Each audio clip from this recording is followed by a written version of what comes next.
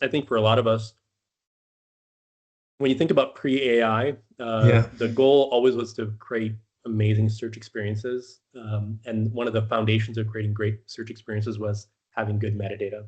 It's no Mm. different than with Copilot as well. So if you're trying to have, if you're trying to find and you're seeing within your tenant today that Copilot results aren't always the ones that you're looking for, they don't contain the right content or they don't contain the right context, what you're going to find is your document libraries, your list libraries, your content itself needs metadata that Copilot can understand as well.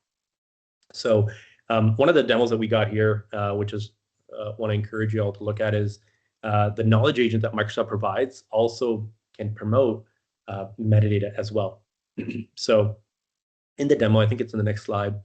In the demo, one of the things that you'll see is you can open up the knowledge agent in a document library. Let's say this document library contains expenses, and you're like, hey, I'm trying to create expense workflow. Go ahead and create columns for transaction date, transaction amount, and vendor name. It can go ahead and extract all that information and put it into columns in your library and pre-populate or populate that information from your actual expenses that you've uploaded. Different formats, different suppliers, and it just extracts that information out. And that's kind of the power that you see of the knowledge agent, the power of AI, the power of having metadata in there.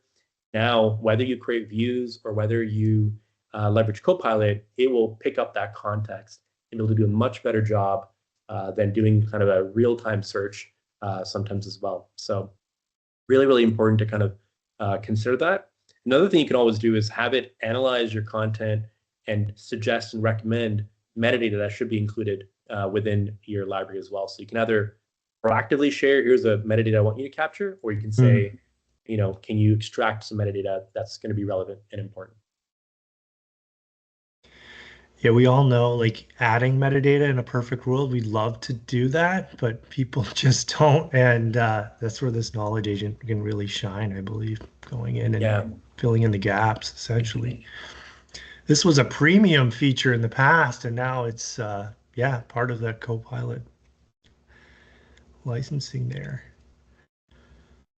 Sorry, I'm on mute. Technically, it's still a premium feature because you need Copilot licenses, Yes. but getting much easier.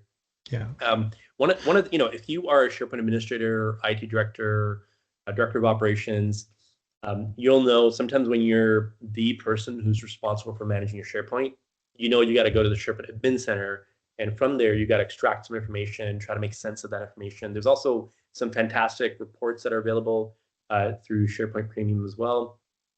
And Microsoft just recently released the SharePoint admin agent. As Richard was mentioning, it captures and gives you insights as an administrator, information about your site that it can reason through that content and give you some recommendations. Mm. So, one of the key governing rules here, because the features are going to change. One of the key governing rules, or three of them, are the SharePoint admin agent is going to be focused on content relevance. I think Richard's the next slide. Content relevance, which is going to be making sure that it keeps your content not stale, right? So you want fresh content. If there is content in your sites or sites that are not being accessed, you can use the SharePoint admin agent to leverage Microsoft 365 Archive and archive that content. There's content readiness, so it can use actually the SharePoint advanced management features Mm. and actually create some governance controls around that. And then there's content resilience using backup, where it can actually say, hey, this content that's been generated, we need to make sure we back it up and make sure it's available and accessible, make sure it's geolocated, like all the things that an administrator might take on. It reflects a lot of those. So I wanted to just spend a couple minutes giving you some sample prompts that can help. And I want to encourage the usage of it. So one of the sample prompts here is like, show me how my content is distributed across my tenant. Um, so what you'll notice here is the response back. Instead of doing it live, we just took screenshots here. The content distribution overview is based on the divisions, what the storage quota is, what the storage has been used, and what the site count is. And there's a table below, didn't include the screenshot, but it also gives you content based on your Mm. region. So a fantastic way to see how content is distributed, and the SharePoint admin agent can make its best guess of how to present that data. You can always do a little unique prompt on your end to ask data to be presented in a certain way, but that's kind of the out of the box. The fantastic feature that also is coming out, and I think a lot of administrators are going to love this, is the ability to create policies to manage your sprawl. So if you're messaging and saying, hey, what are some of the sites that are available out there? It'll say, hey, by the way, here are the top 10 inactive sites by storage. The global news site is 600 gigs, the design squad has 800 gigs, etc. And it'll give you a recommendation saying, archive these sites that are inactive for 12 months. Or if you'd like, you can create an inactive site policy and then perform a periodic cleanup of these. So you can actually create a policy to say when a site is active more than a year, go ahead and archive it. So the SharePoint admin agent is going to help you with that. And then this is an example where, okay, well, let's go ahead and archive the sites that are inactive for 12 months. Now, it will give you recommendations and suggestions on, hey, today at this time, it'll say you can mark those inactive, but I actually today won't do the archiving for you. That admin control will be coming in the future, just not today. But it can help you create policies, and those policies, again, you want to make sure there's a human in the loop. Sometimes we might accidentally say, yes, go ahead, delete them all. And then you're like, shouldn't have deleted these.